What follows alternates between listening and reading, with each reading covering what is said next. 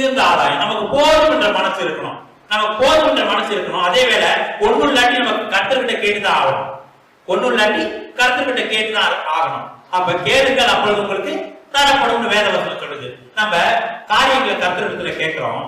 அப்ப நம்ம கேட்கறதான காரியம் நமக்கு தேவையா இருக்கணும்.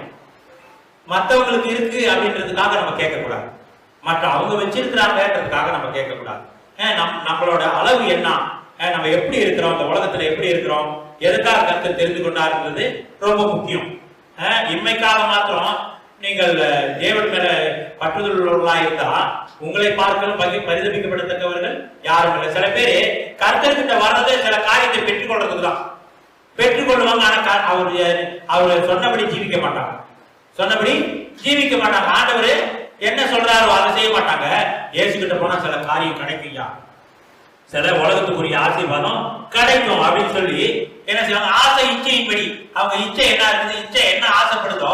ஆனா வேதவசனம் சொல்லுது மனச மாம்சம் மனசு விரும்பினதை செய்யலாம் அப்படின்னு சொல்லுது. அப்படின்னு வேதவசத்துல வாசிக்கிறோம். அதே போல மாம்சமும் மனசும் விரும்பினதை கர்த்தர்கிட்ட கேட்டுக்கிட்டே இருக்கா, அவனுக்கு என்ன பிடிக்குதோ இல்ல. அந்த மாதிரி மாம்சமும் மனசும் விரும்பினதை கேட்டுக்கிட்டே இருந்தா கிடைக்குமா? ஆண்டவரே அவங்க அது வச்சிருக்கிறாங்க எனக்கு இது வேணும், அவங்க இது வச்சிருக்கிறாங்க அதனால எனக்கு வேணும், அவங்க அதை செய்யறாங்க அதனால எனக்கு வேணும் அப்படின்னு கேட்க முடியுமா? நமக்கு தேவையா இருக்கும் ஒரு பொருள்.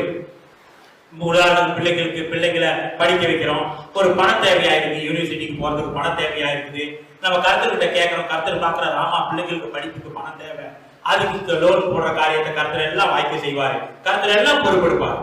நம்மளே பார்த்துருக்கோம், கர்த்தர் அநேக காரியங்களை நம்ம ஜெபிச்சு பெற்றுக் கொண்டிருக்கிறோம். தேவையான காரியங்களை ஜெபிச்சு பெற்றுக் கொண்டிருக்கிறோம். தேவையில்லாத காரியங்களை நம்ம ஜெபிச்சா கர்த்தர்கிட்ட நம்ம தேவையில்லாத காரியங்களை நம்ம கேட்கிறோம். அப்படிப்பட்ட காரியத்தை கர்த்தர் கொடுக்க மாட்டாரு. கர்த்தர் நம்மள இந்த மலேசியாவிலே பணக்காரன் ஆக்கணும்னு சொல்லி தெரிந்து கொள்ளல. இந்த மலேசியாவில நான் உன்னை இந்த மலேசியாவிலே பணக்காரன் ஆக்க போறேன் அப்படின்னு சொல்லி கர்த்தர் ரட்சித்தாரா? இல்ல. நித்திய ஜீவனை கொடுக்கிறேன்னு சொல்லிதான் கர்த்தரை நம்மளை தெரிந்து கொண்டிருக்கிறார்.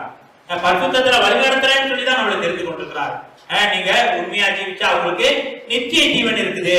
என் வழிகள்ல நடங்க, நானே வழியும் சத்தியமும் ஜீவனுமா இருக்கிறேன், என்னாலே அல்லாமல் ஒருவனும் பிதா கிட்ட வரான் அப்படின்னு இயேசு சொல்லி இருக்கிறார்.